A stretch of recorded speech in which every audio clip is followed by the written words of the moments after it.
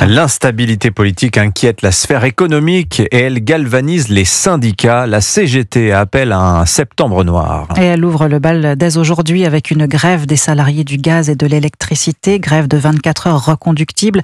Au cœur des revendications, les revalorisations de salaire et les prix de l'énergie.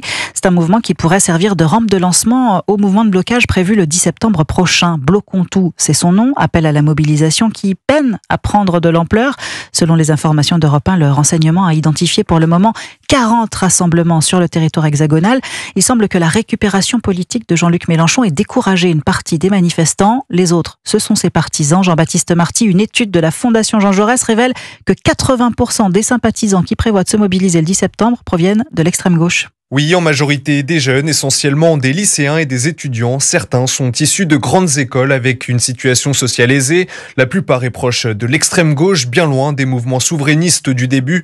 D'ailleurs, 69% des potentiels manifestants déclarent avoir voté pour Jean-Luc Mélenchon au premier tour de la présidentielle de 2022. Pour Éric Henry, délégué national du syndicat Alliance, cette récupération fait craindre le pire la semaine prochaine. Les services de renseignement, l'ensemble des services de police sont inquiets parce qu'on voit très bien que des éléments qui n'auront que faire du climat social, des ultras, des black blocs, y compris de l'étranger, qui vont venir pour une seule chose, pour casser, piller et pour semer le chaos. Sur les boucles de messagerie cryptées dédiées au mouvement et qu'on a pu infiltrer, il est demandé de dégager, je cite, tous les racistes et les fachos de républicains. Certains membres ont comme photo de profil des drapeaux noirs, symboles révolutionnaires et anarchistes. D'autres ont des drapeaux rouges et noirs, étendards anticapitalistes. Tout fait penser à une manifestation du 1er mai, finit par concéder une source policière à Europe 1, avec des violences et les forces de l'ordre, une nouvelle fois prises pour cible. Jean-Baptiste Marty du service police-justice d'Europe